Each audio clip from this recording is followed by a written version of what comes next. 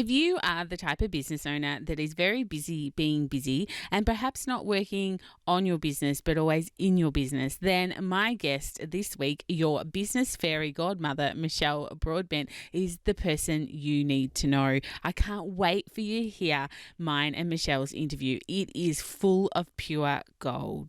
Hey, welcome to the Small Business Made Simple podcast, brought to you by socialmediaandmarketing.com.au. Being in business is never easy, but it can be simple, or at least simpler. Join me, your host Jen Donovan, every week where we focus on marketing, social media, and working towards simplifying your business.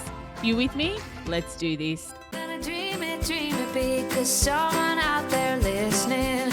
Everyone's got a voice to give, and it's time I heard you whistling, 'cause there's no point at all, in dreaming small. Hey there, my fabulous listener. Welcome to episode 90 of the Small Business Made Simple podcast. I can't believe I'm saying episode 90. It really does blow my mind. When I started this podcast, obviously 90 weeks ago, I had no idea it would go so long. I thought that I would run out of ideas for sure by about episode 27. But here I am at episode 90. Thank you, as always, for lending me your ears today. I know there's lots of choices out there, and I really do appreciate you making me one of them.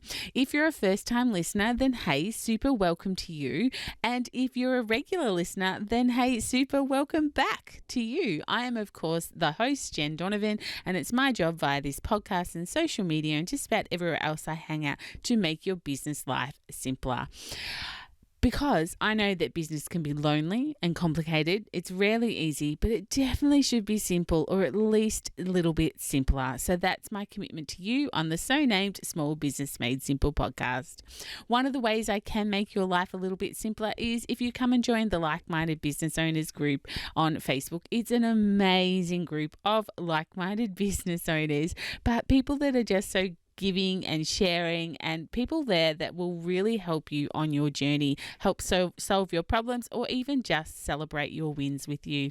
Just go to Facebook and search Like-Minded Business Owners, or of course just head to the show notes at socialmediaandmarketing.com.au/90. This episode is brought to you by my next round and my last round for 2020 of my 6-week mastermind program. We've just finished up a program, and the next one starts on the 12th of October. Again, there's only 8 spots available and 4 of them are already taken. So if you want results like Brenda, who said, "Oh my God, I just have to tell you, I have tears of joy today, and I feel so humbled that so many wonderful women from all over the country are now buying my clothes. My online sales have been amazing since Tuesday. In fact, you know that ideal monthly budget, Jen, that we discussed before I started the mastermind? Well, I've almost reached it since the 1st of September. Oh my God, oh my God, oh my God." Or perhaps you want results like Kerry, who said, "Wow, what an awesome session today with everyone, Jen. Thank you. And it's finally hit me. I know the what. I know the how. I know that I need to create some sales funnel and leading clients on a journey to some solutions. I know now what to sell and how to sell, and I'm so excited. I can't wait. Thanks, Jen." They're just 2 of the results that have come out of the last program, or 2 of the last testimonials that clients have given me from the last program. 6 weeks might not seem like a long time, but oh my God, if you are willing and ready and able, 6 weeks can move your business a long, long way. It can really help you get clarity. And of course, there's a community of people to support you and a mentor who gets you and will push you and will also call you on your BS. That, of course, is me. Anyway, if you're keen to find out more, just go to bit.ly, so bit.ly/mastermind with Jen. As I mentioned at the very start, I have a special guest and her name is Michelle Broadbent. She is what you would call the Business Fairy Godmother because she simply sorts out all your stuff, including that stuff that you're hiding from. She cuts through the overwhelm and sets you on the right path with practical solutions tailored just for you.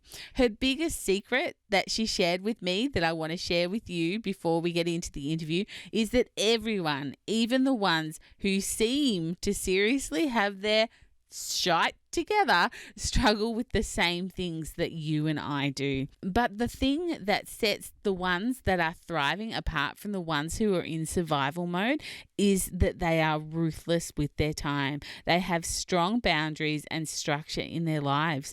So you can set yourself up to thrive today, and that's what we're talking about on the podcast. Here's Michelle. I know that you're going to love her, but just a warning, there's some tough love in this interview, even for me. If only you could have seen me squirming in my seat. Lucky this is a podcast and not a video show.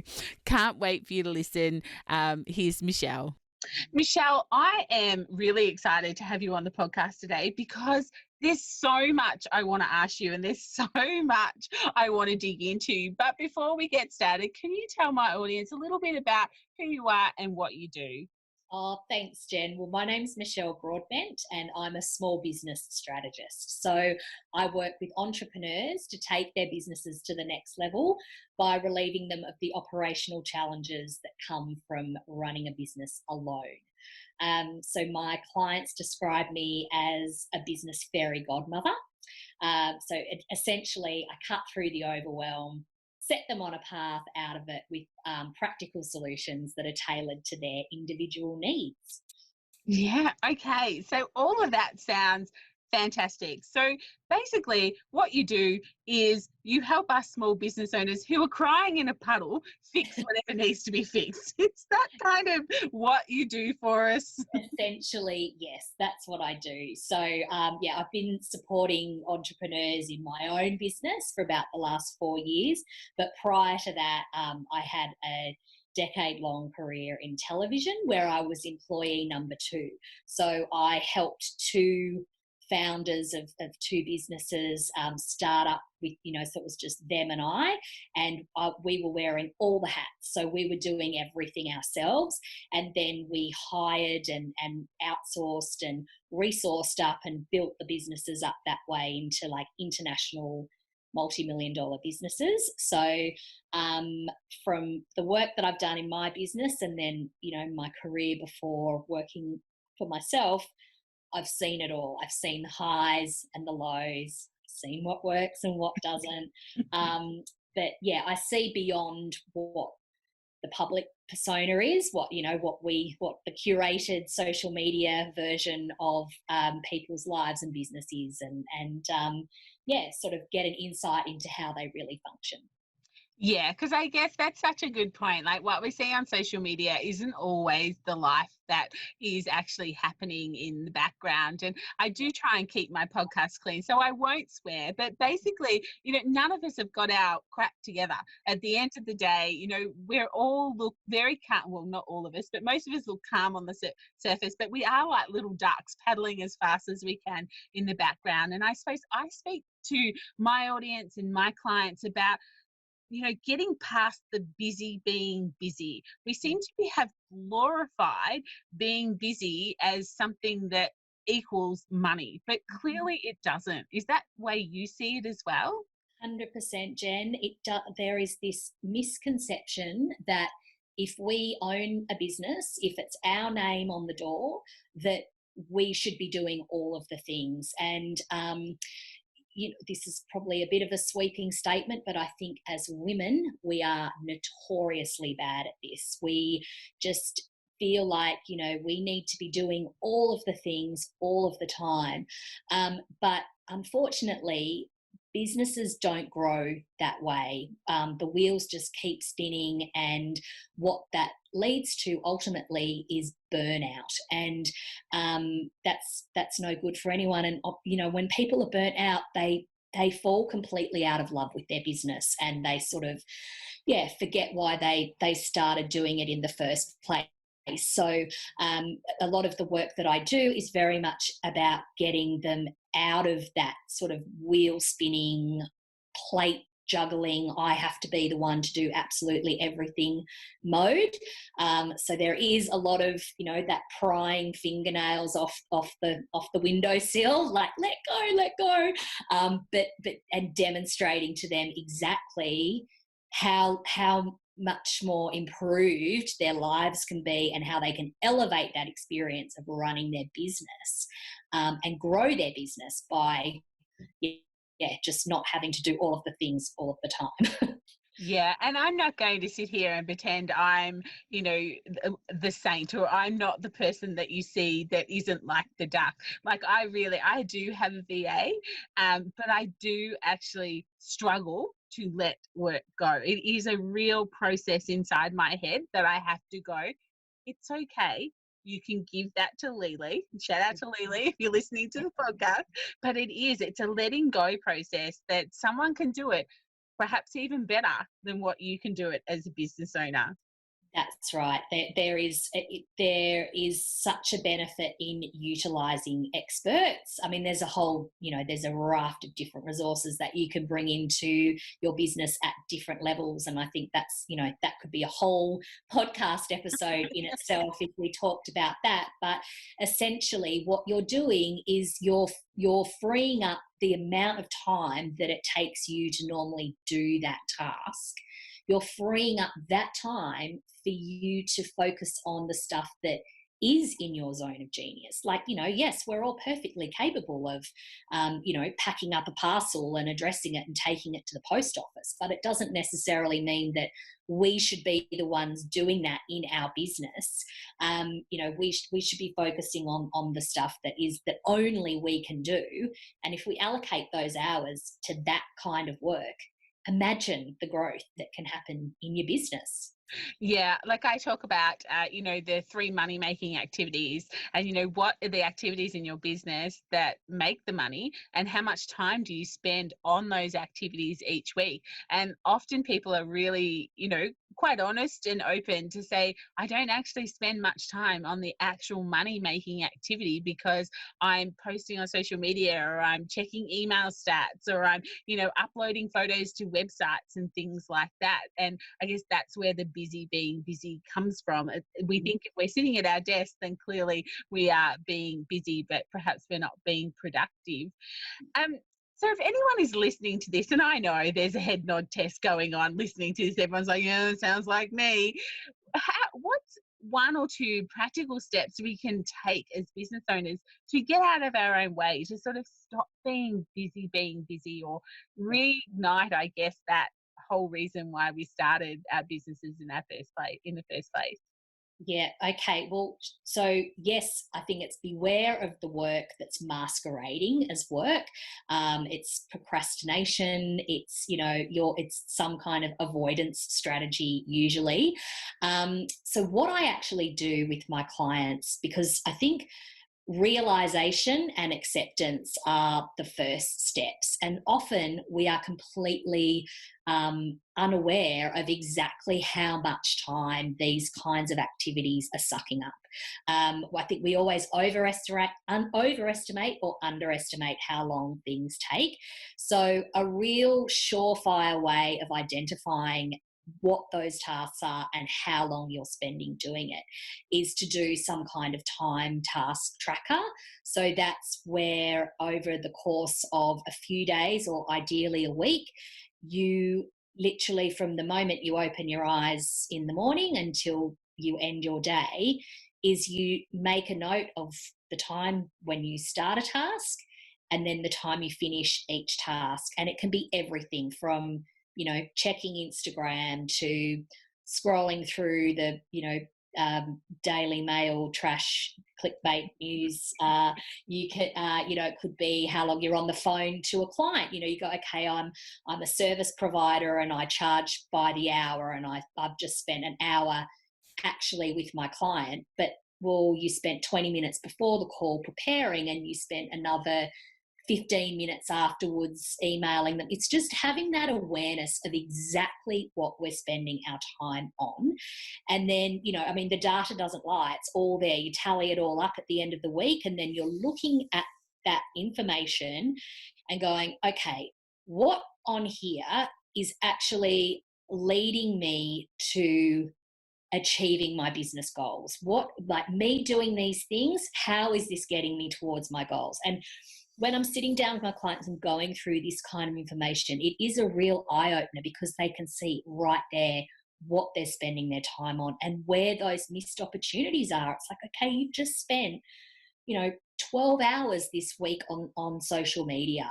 And if they're, if they're, again, service-based business, and if their charge out rate is, I don't know, $100 an hour, say, they've just spent like that potential revenue earning time to that value. That's all gone out the window for someone who could be doing that work for them in a much more efficient time, because they are the experts, so they know what they're doing with the time, but also, on probably a much lesser hourly rate, let's be honest, as well.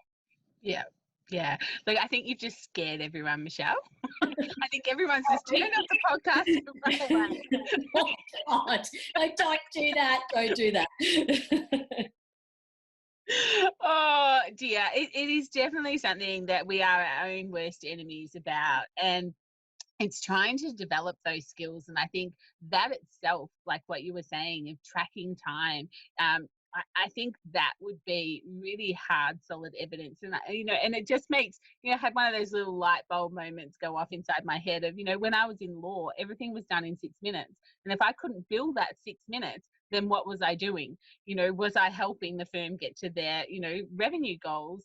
If I couldn't bill those 6-minute increments. And I guess it's perhaps bringing some of those old skills into a business now. It is. It's exactly where the principle came from, actually. And sometimes if people think that it is a little bit overwhelming to track in every single minute, it's like, well, think of even in 15-minute increments, right? Like, but just think of how you are spending the hours in your day. And I'm sure, if you're in a law firm, that data is analysed and it's allocated towards a client, like the billable hours. And if you're running your own business, like, not to sound all Gordon Gekko, but time is money. And if you're spending your time on things that are not leading your business to be making money, then, unless you have like an enormous big money tree in your backyard, how is that all working for you?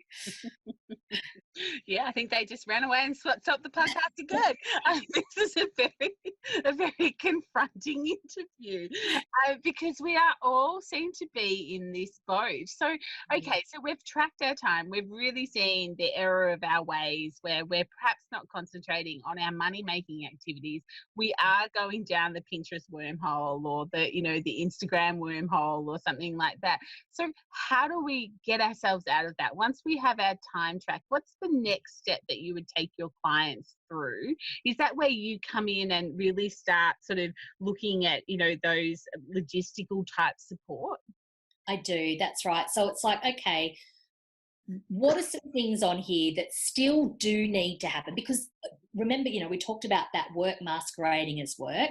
There are things on there that you could argue don't need to be done at all, but there are tasks that just need to happen by the course of running a business. For example, social media, it is, for a lot of us, it's a necessary, evil. It's not evil, but it's, it's just like one of those things that we have to do as business owners, and but it doesn't necessarily need to be done by us. So it's working out what needs to happen in the business in order to move towards your business goals, but also having a look at the alternatives to you doing it, to outsource it or delegate it to someone else. And that could be looking at who's already potentially in the business. If you already have some kind of support in your business, is there someone within the business who could do those things for you? Is there someone with like a secret desire to have some more responsibility, or perhaps they have these untapped talents that you don't even know about because you're using them for something else, but they've already got that really good knowledge of your business, which is, so valuable. And also you want to look after the people that you have already working with you. Or then we look outside the business at outsourcing to an expert, someone who is really knowledgeable in those areas. And I'm looking at areas like social media management, could be bookkeeping, it could be legals, it could be logistics and supply of product and that kind of thing. So it's recognizing that yes, there are other people out there in the world who can do that work for you, and potentially in a more efficient and cost-effective manner. Yeah, yeah. And I think for most small business owners that I see, that I have relationships with, that if you took away the bookkeeping and perhaps the actual posting on social, I'm not necessarily an advocate for getting rid of the strategy that goes with the social. You've still got to work on that. It's your voice, it's your branding. Yeah. But the actual put this here, paste that there type of thing. I think if you took those two elements out of most people's businesses, they would have a lot more time to work on their actual money making activities. Yeah, that's true. Those sort of executable tasks and things like the design of social media content as well, creating images in Canva, resizing photos, all of those things, which, I have clients who do. These are experts in their field who get paid a lot of money to present to audiences around the world, but they will spend 20 minutes fiddling around in Canva multiple times a week to it's that, again, work masquerading as work. Yeah, I'm sinking in my seat about now with my hand up. Hey, anything but honest, right? That's right. One of the things that you've mentioned a couple of times, which I actually find is a bit of a roadblock to all of this with some business owners, is the word goals. I talk a lot about strategy and how strategy needs to always point to the goals. There's no use being on social for social's sake. And when I start scratching the surface and digging, they don't have any goals. Is that something that you find? Is that something that you help people work with? Or is that sort of they come to you and they've got their goals set? It's a bit of a mix of both. So I work with some people who are incredibly goal orientated, but what they're missing is all the bits and pieces in the background to actually bring those goals to life. And then there are other people that, that are in an absolute state of overwhelm because they actually have forgotten why they're doing all of this in the first place. So it is a bit of a blend. So what I do is when I start working with them is doing that really big deep dive into their business and get really honest about, okay, so what are we here for? Like, what are you here for? Why are you doing this? Because I think we need to remind ourselves, we often forget as business owners, what we started the business for in the first place. What's our purpose? What's that driving force? What's, some people call it like your North Star or the guiding light or whatever you want to call it. What is the reason why you're here in the first place? Because, let's be, again, brutally honest, because we're all about being honest today. It's like we could potentially be having a much easier life if we were out earning in a salaried job somewhere, working from 9 to 5, where we had, clear job description and, KPIs and all that sort of thing. And we got a regular pay packet and our sick pay was paid and all that. We're not doing this for our health and sanity, are we? Like, so it's reminding them of why they are doing it in the first place. Yeah, yeah, and certainly that's exactly right. Like, there is sort of, as business owners, we have the inability sometimes to switch off, whereas sometimes if we are just not just, I hate that word just, I do apologize for using the word just, but if we had a job, for instance, the responsibility maybe stops when we walk outside that door. So but that doesn't generally happen when you have your own business. The responsibility seems to follow you around. Yeah, yeah, it's so true, Jen. But I have to say that where I see women kind of able to get out of that overwhelm quicker and thrive is when they enforce some boundaries in their life and business. And the more successful people are, I feel like the more rigid and ruthless is sort of a bit of a negative word, but they're stricter with their boundaries and how they spend their time. And it helps when you are really clear on your purpose, because that almost acts as like a filter. It's like, okay, well, when you are presented with opportunities or invites, activities, requests for you to do something, whatever it is, it's almost like you kind of go, okay, well, how does this tie into what it is that I actually want to be achieving and why I'm achieving it, or why I want to achieve it, and then how does it align with my purpose? And if it doesn't, that old cliche, if it's not a hell yes, then it's a very polite no. If it's not serving you, if it's not tying into how you want to be spending your time, then it just makes it a lot easier to, yeah, manage your time. Yeah, my audience would be very familiar with the three words that I hate and I love all at the same time, called for what purpose, and putting that filter over anything that you decide to do or decide to spend your time. It's like, for what purpose? Those three words have served me so well and driven me insane all at the same time. But yeah, absolutely. Michelle, this has been such a great conversation. I hope people are still listening and haven't run away. But yeah, before we finish up, is there any other, little pieces of gold or anything that we've kind of skipped over that you wanted to, talk to my audience about or let my audience know about before we finish up today?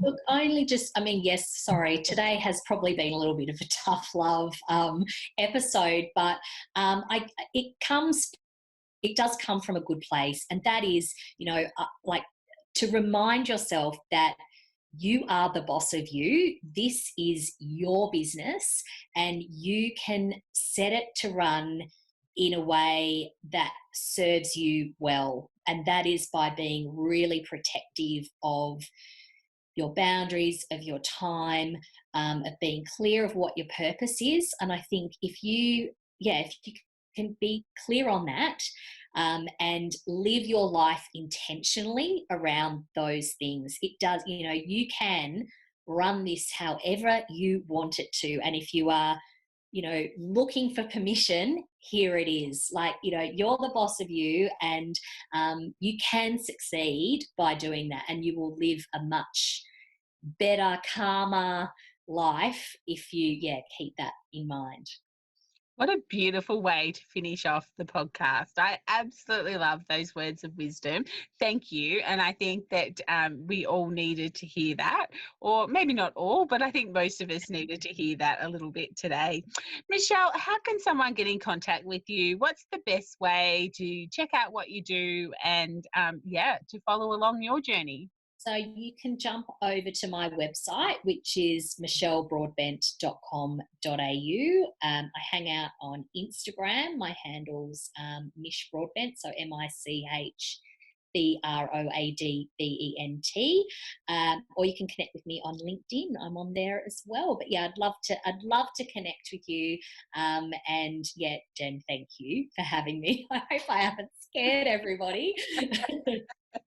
No, Michelle, it's been invaluable. It's so good. I think yeah, if COVID, has overwhelmed us all, but I think, just getting some really clarity, some good clarity around what we do, why we're here, what we're doing it for. I think it's been a perfect, chat today to learn all of that. So I can't thank you enough for coming on. Of course, all those links will be in the show notes. But yeah, huge thank you for giving up your time to have a bit of a chat to us today. My absolute pleasure. Thanks for having me. So how did you go? Did you squirm just a wee bit? Full disclosure, I did. Some of that laughing was done with the ha ha, let's move on before I burst into flames. Ha ha. It wasn't really me laughing because it was funny. It was me laughing because I was feeling very uncomfortable at some of the things that she was calling out.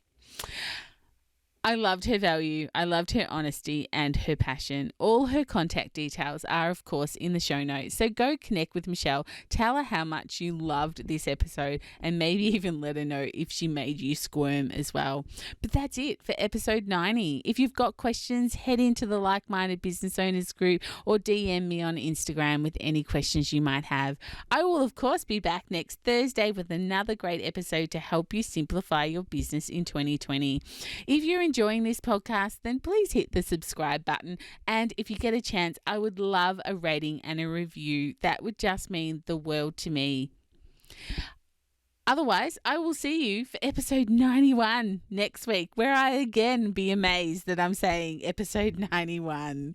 But in the meantime, let's hang out and get social on social. You can find me at Instagram, Facebook, and of course, LinkedIn. But whatever you do, my small business peeps, remember, as my opening song says, there is no point in dreaming small.